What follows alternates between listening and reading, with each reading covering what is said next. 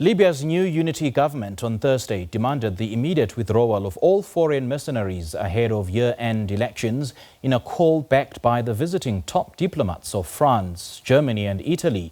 The North African country descended into chaos after its leader Moamer Kadhafi was toppled and killed in a 2011 NATO-backed uprising, resulting in multiple forces vying for power.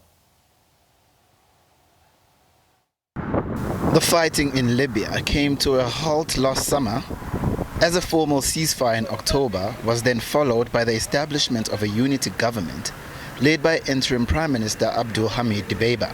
The presence of an estimated 20,000 foreign fighters and mercenaries on Libya's territory is seen as a threat to the UN-backed transition leading to the December 24 elections. France, Germany and Italy are the three European diplomats who are in Tripoli in a show of support for the newly formed government of national unity. Dibeiba was sworn in as interim prime minister last week after his cabinet was approved in a move widely hailed as historic.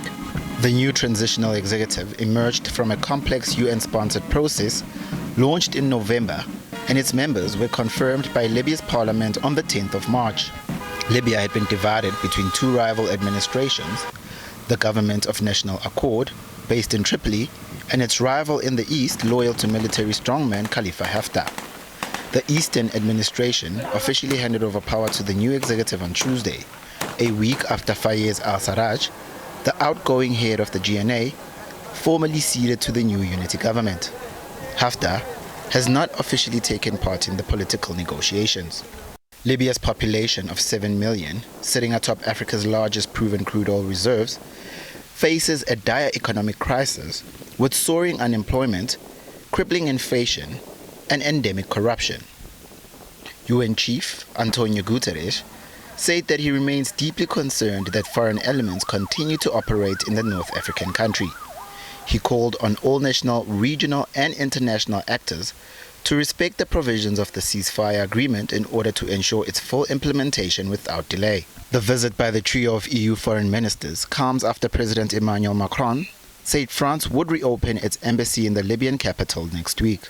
Hosting the three countries, Foreign Minister in the unity government Naila Mangoush said on Thursday that Germany and Italy had also agreed to reopen their embassies in Libya, adding that the process must be accelerated.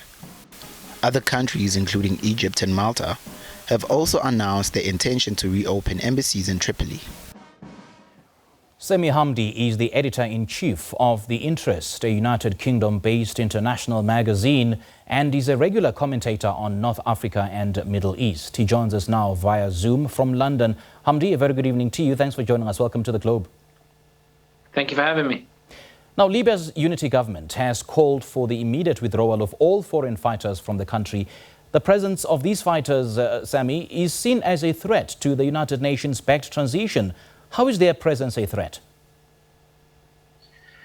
I think this is a complicated issue, primarily because it's important to remember that at one point we were looking at the prospect of a military victory when Haftar was bombarding Tripoli, and it was only with Turkey's intervention, which included, of course, sending mercenaries to Libya. It was only through Turkey's intervention that Khalifa Haftar was driven back, and it was only through Russian mercenaries that the GNA was prevented from, let's put overreach between quotation marks, but prevented from overreaching and conquering territories in the east. And it is the mercenaries on both sides and the powers on both sides that created this military balance, that created this equilibrium, that ironically brought about for the first time an environment that was conducive to a genuine political dialogue that brought this outcome that we see in Dibeiba's government. So if we look at it in a very dark and crude manner, of which politics typically is, the reality is that it's the presence of these mercenaries and these forces that has ensured that there is no prospect of a military solution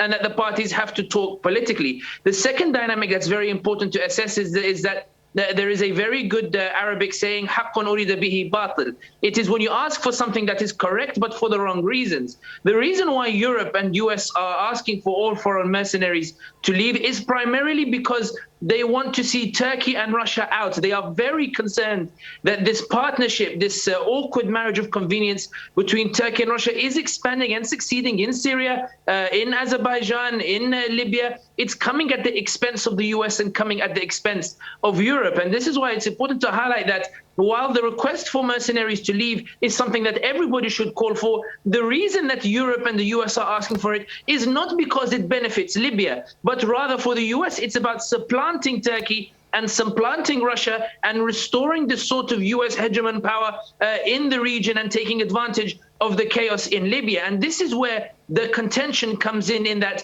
if you remove these mercenaries and you remove these forces, how does that impact a military and political environment that was underpinned by the very presence of these forces in the first place?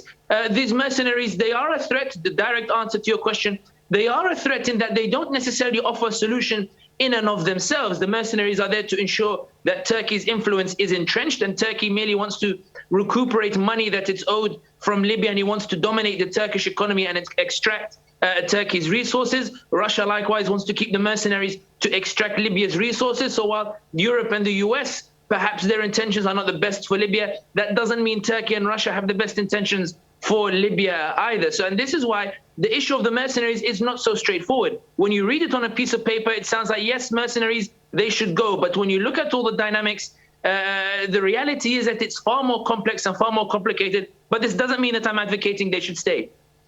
I mean, we've seen French Foreign Minister Jean-Yves Le Drian echoing the call, and we've seen France, Germany and Italy and Italian diplomats in Tripoli for talks with the newly formed government. And the fact that the French Foreign Minister said that, and I'm going to quote a verbatim, he says that we cannot look away from the consequences that the Libyan crisis may have in Europe in terms of security, terrorism and migration. It begs the question then, why are these foreign forces so interested in, the internal affairs of Libya? I think with France, it's especially unique. We have to remember that France was a major colonial power in the African continent.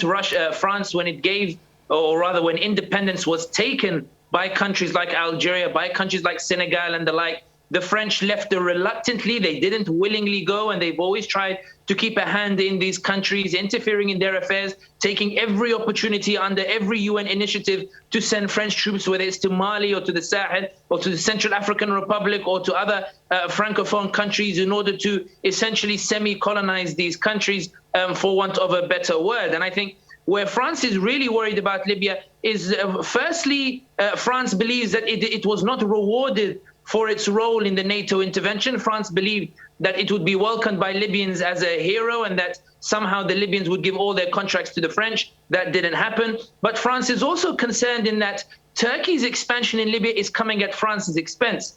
Turkey's economic overtures to Algeria are gaining significant traction, especially under the new regime of President Abdelmajid Tebboune, who is very antagonistic towards France. He's opening up his economy to the Turks. Mali, likewise. The West African countries are opening up their markets to Turkey, and Turkey is taking full advantage of it. France is in a hysteria that Turkey is interfering in what France sees as its former colonies, or what it ideally sees as it's still its empire. And this is why we see France very unrepentant about it. So when you ask about France directly, they are desperate to be part of Libya because they believe it's about France being a power, and that has been undermined in recent times. But it's very different for the likes of Germany. I believe that Germany genuinely wants to see stability in Libya because it's struggling with the migrant crisis across the Mediterranean. It's struggling with the security issues, and also the migrant crisis is exacerbating tensions between the northern European states and southern European states, which affects the integrity of the European Union. We've already seen Brexit. We've already seen the rise of the far right in Italy. We've seen the far right in other countries. Germany believes that if it solves the Libyan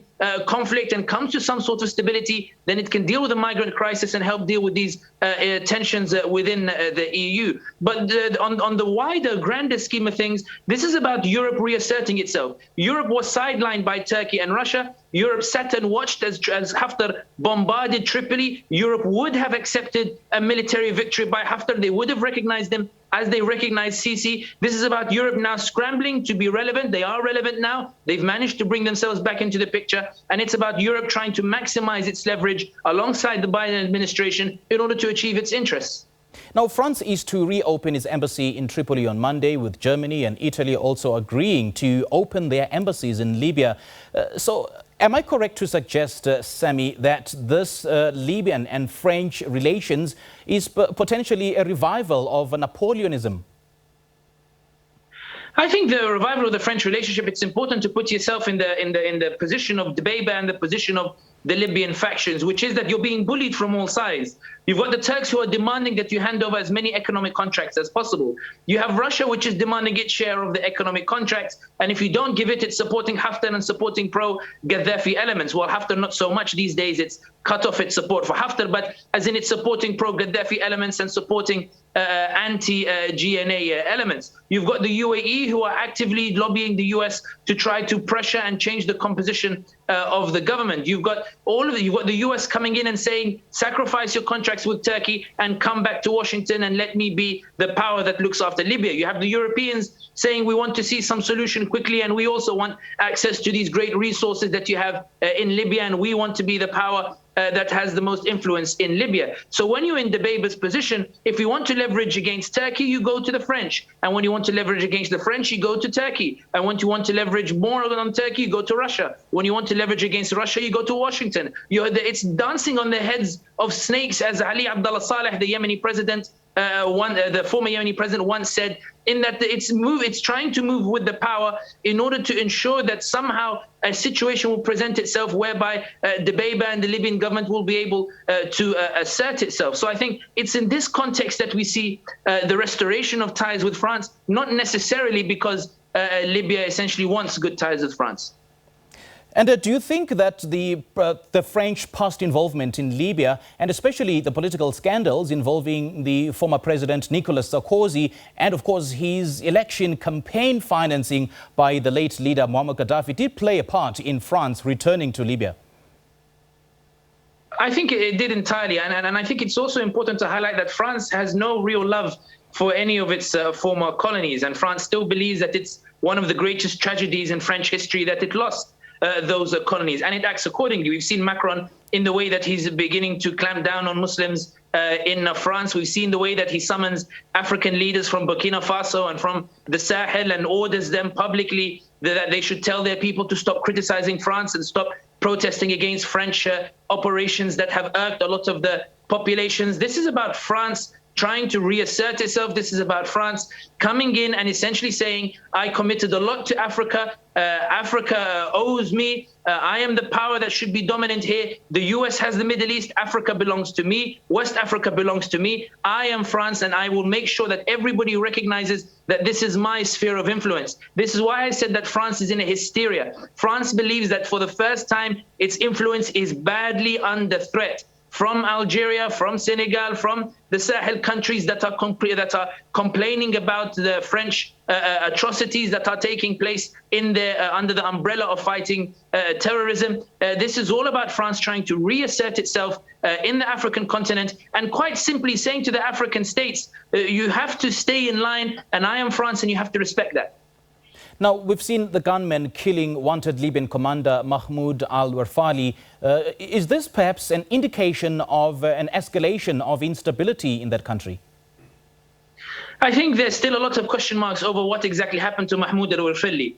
Primarily because it's unclear as to whether this was an internal dispute between individual LNA factions, or if it was Haftar taking him out, or if it was a vendetta. The reality is that Mahmoud al-Warfali upset a lot of people, and he was sort of an enforcer. He would burst into banks and humiliate bank managers. He would intimidate people. He would take his group. So in other words, it's not far-fetched that he must have upset somebody who was so angry with him and decided to assassinate him. So it may not necessarily be related to politics, even though he is somebody who is wanted by the ICC for war crimes. But I think it does reflect that the instability is still there in Libya. The settling of scores by the barrel of the gun is still there in Libya. Assassinations are still commonplace. Justice is being delivered ultra-virus outside the state apparatus, and scores will continue to be settled in a similar manner. I think it's a tragedy that Mahmoud al-Warfali was not put before a court. I think that would have done much in order to bring to light a lot of the details on atrocities that were committed, mass graves and the like, and it perhaps would have given some closure for Mahmoud al-Warfali's victims. But I think that in the grand scheme of things, it's still unclear, and I think it doesn't really change much in that we all knew Libya remains unstable. We're not even sure if we're going to have elections at the end of the year. We all know that we're still in the midst of a very fragile transition, if you can even call it that. And I think what Mahmoud al-Rufilli, his assassination, is just another sharp reminder as to how high the stakes are in Libya. All right, Sami Hamdi, great chatting to you. Thank you so much for your update. Thank you for having me.